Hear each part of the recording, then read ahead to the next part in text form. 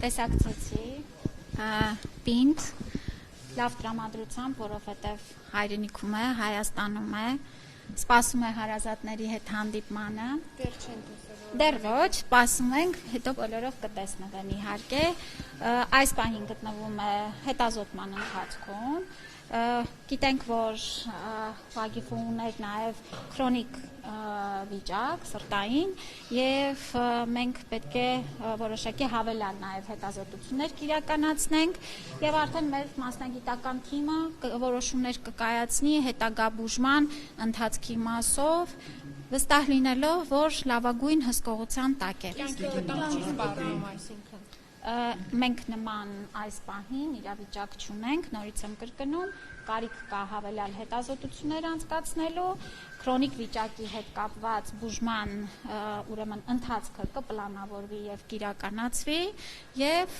ամեն ինչ լավ է, այս պահին ամեն ինչ լավ է։ Վատացել էր ադրբեջանական բանտում, այնտեղ էլ տեղափոխվել էր վերակենդանացման բաժանմունք,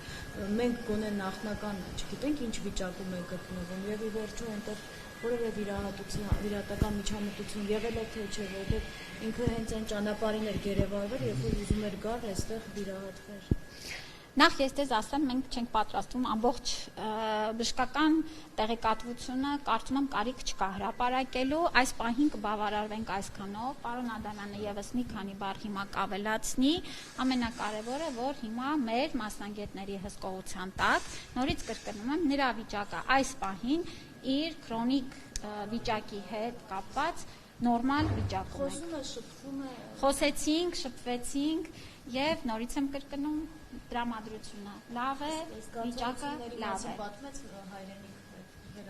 Ասեցի, երջանիկ է,